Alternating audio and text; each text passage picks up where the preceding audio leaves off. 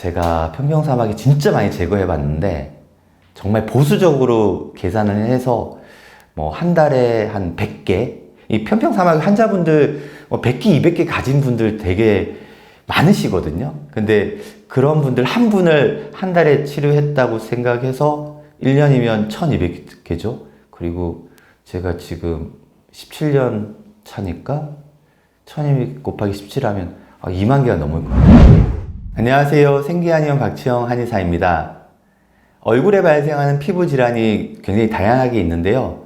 그 중에서 편평사마귀는 화장을 하면 할수록 더 도드라지게 보이는 그런 특징이 있어요. 그래서 점이나 잡티 같은 경우에는 화장하게 되면 가려지잖아요. 커버가 되는데 오히려 편평사마귀는 이 화장을 해서 커버를 하면 할수록 더 도드라지기 때문에 무척 미용적으로 괴로운 피부 질환입니다. 이 사이즈 자체가 1에서 3, 4mm로 무척 작기 때문에 초기에 발견하기가 무척 어렵거든요.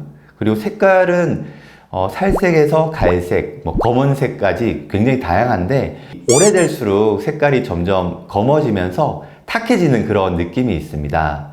처음 발생할 때는 살색이고 크기가 워낙 작기 때문에 감별해서 초기에 치료하는 건 굉장히 어려워요. 몸에 수십, 수백 개가 되어도 잘 모르고 지내시는 분들도 많으세요. 나이가 들어가니까 점이 많아지네, 잡티가 많아지네 생각하고 방치를 하셨는데 나중에 알고 보니까 편평사마귀였던 거죠. 환자분들 중에 혹시 편평사마귀가 얼마나 오랫동안 가지고 있으시다가 오신 분이 있는지 좀 궁금하거든요. 사진으로 보시는 분 같은 경우에는 이 몸 전체가 거의 이제 편평사마귀로 둘러싸여다시피 하신 분이에요. 그래서 편평사마귀 개수를 제가 세다가 못 셌어요. 도대체 제가 볼 때 아마 1000개 이상이셨던 것 같은데 이분 10년 이상 되신 거예요. 본인이 얼마 됐는지도 모르시겠대. 그냥 점인 줄 아셨대요. 점이랑 좀 비슷한 것 같은데 혹시 구분할 수 있는 방법이 있을까요? 많이 보다 보면 보여요. 동양인들 보면 외국 사람들이 보기에는 한국인, 일본인, 중국인 구분이 안 간다고 그러잖아요. 근데 우리가 보기에는 좀 구분이 가죠. 그죠? 이제 그런 느낌이에요. 자주 보다 보면 저 같은 사람은 딱 보면 알죠. 근데 만약에 조금 헷갈린다 그러면 각질을 조금 제거해 보면 이제 알 수 있죠.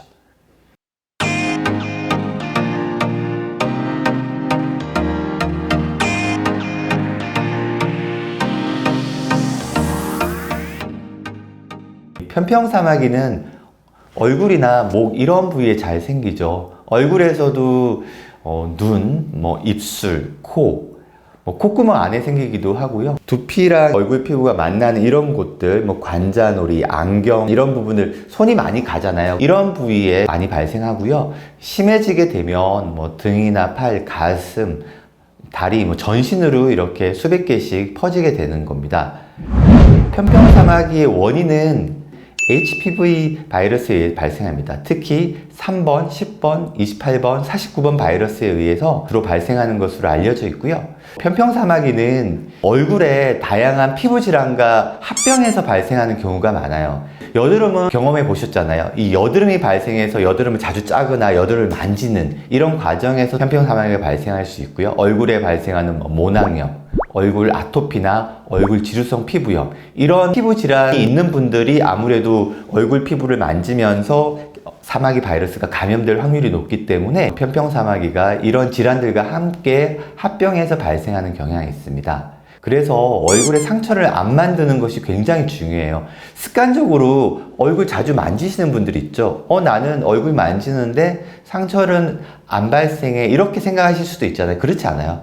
굉장히 미세한 상처들이 생기고 그 미세한 상처들이 피부 장벽에 균열을 일으켜서 그 균열을 통해서 바이러스가 감염될 수 있기 때문에 주로 얼굴을 자주 만지는 습관이 있는 분들께 이 편평사마귀가 감염될 확률이 높습니다. 특히 남성들 경우에는 어쩔 수 없이 면도를 해야 되잖아요. 날면도를 강하게 하시는 경우에는 상처가 발생해서 수면 부위에 편평사마귀가 발생할 수 있습니다. 그리고 여성들의 경우에는 임신이나 출산 이 경우에 이제 우리 몸의 면역 상태가 굉장히 나빠지면서 아무래도 바이러스가 감염이 될 수 있겠죠. 산후의 보약만 잘 챙겨 드셔도 편평사마귀가 드라마틱하게 없어지는 경우가 많습니다. 동네 한의원에서 얼마든지 처방을 받으실 수 있기 때문에 인근의 한의원에서 산후보약을 처방 받으셔서 드시면 좋겠습니다.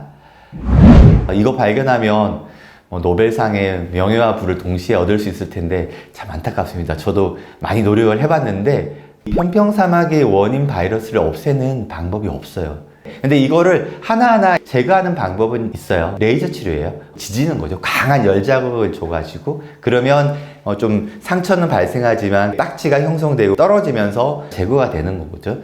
사실 이렇게 하면 잘 치료가 됩니다.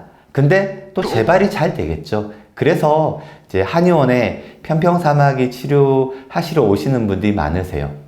왜냐하면 첫 번째 재발이 잘 되기 때문에, 그리고 두 번째 이 편평사마귀를 치료하다 보면 레이저로 지지기 때문에 이 피부 장벽이 약한 분들은 어쩔 수 없이 흉터나 색소 침착이나 이런 것들이 생겨요. 그리고 그 잘 지진 부위에 재생 테이프나 피부 패치를 붙이는데 그 알러지 반응이 있는 분들이 있어요. 이런 분들은 레이저 치료를 하기가 힘드시겠죠. 그래서 특히 재발이 잘 되시는 분들, 그리고 색소 침착이나 흉터가 발생하거나 패치 알러지 가지고 있는 분들이 한의원에 이제 내원하시게 됩니다. 그렇다면 한의원 치료는 재발이 안 되느냐? 절대 그렇지 않습니다. 한의원 치료도 물론 재발이 됩니다. 하지만 레이저로 이렇게 지지는 거에 비해서 확률적으로 훨씬 적다는 것을 말씀드리고 싶습니다. 그런데 만약에 이 영상을 보시고 나도 한의원 가서 편평사마귀 치료를 해봐야 되겠다 이렇게 생각하시는 분들 계실 수 있잖아요.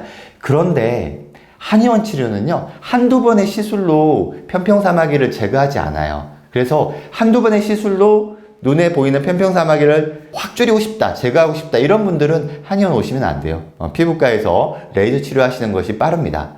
한의원 치료는 면역 반응을 유도해서 자연적으로 탈락을 시키는 그런 치료예요. 한두 번 시술로 안 되고 조금 시간이 걸릴 수 있습니다. 피부과 치료를 받아야 될지 한의원 치료를 받아야 될지 이제 고민이 있는 분들은 일장일단이 있기 때문에 잘 이해하시고 선택하시면 좋겠습니다. 가끔 요 두 가지 치료를 동시에 하면 안 되는지 이렇게 질문하시는 분들도 계시거든요. 이렇게 치료하시는 분들도 계십니다. 충분히 가능하지만 이제 아마 현실적으로 이제 비용 부담 때문에 조금 어려운 부분이 있으실 거예요.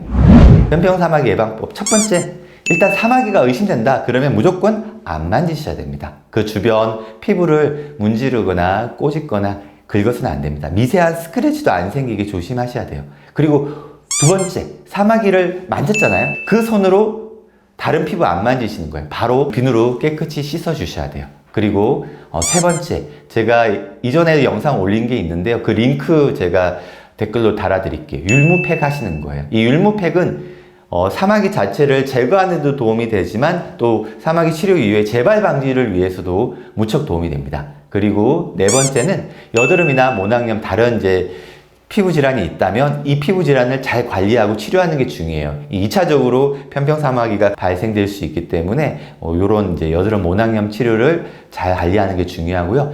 다섯 번째는 이제 면도에 관련된 부분인데요.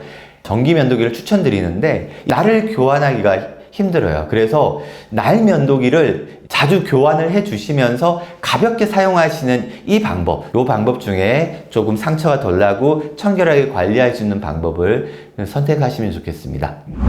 이번 영상에서는 편평사마귀에 대해서 설명을 드렸는데요. 편평사마귀를 가지고 피부과 치료를 받아야 할지 혹은 한의원 치료를 받아야 할지 그리고 관리를 어떻게 해야 할지 이렇게 고민하시는 분들께 조금이나마 도움이 되었으면 좋겠습니다. 이 영상이 도움이 되셨다면 구독, 좋아요, 알림 설정 부탁드리겠습니다. 시청해 주셔서 감사합니다.